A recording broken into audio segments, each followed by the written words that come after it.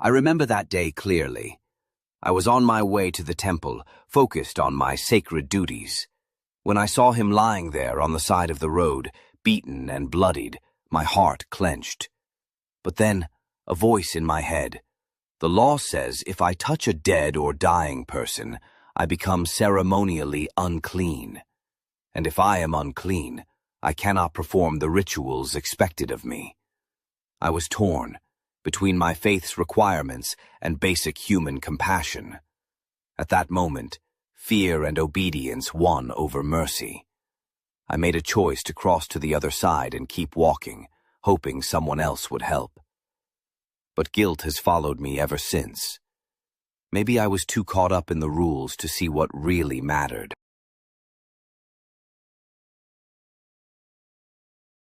I was close enough to see the man clearly, and my first thought was caution.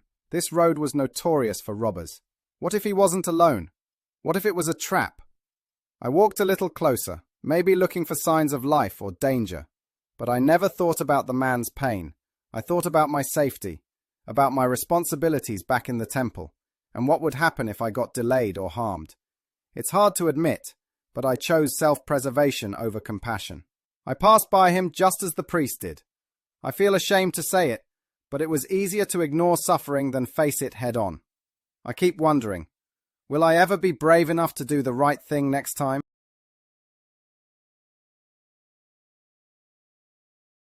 I was traveling the same road, minding my own business, when suddenly I saw him. He was barely alive, his clothes torn, blood everywhere. And despite what others might think about me because I'm a Samaritan, I couldn't turn away. I felt something deep inside, compassion, empathy. It didn't matter that our peoples hated each other. This was a man in desperate need. I knelt to him, cleaned his wounds as best as I could with my oil and wine. I lifted him onto my donkey, supporting his weight. Then, I brought him to an inn and made sure he would be cared for. Before I left, I gave the innkeeper money and promised to pay any extra expenses when I returned. I believe compassion has no borders, no enemies. Love is the only path to healing, whether for strangers or friends.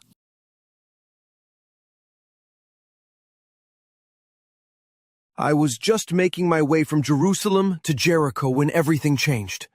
Out of nowhere, those robbers attacked me, stripped me of all I had, and left me for dead on the side of a dangerous road. I thought I was going to die.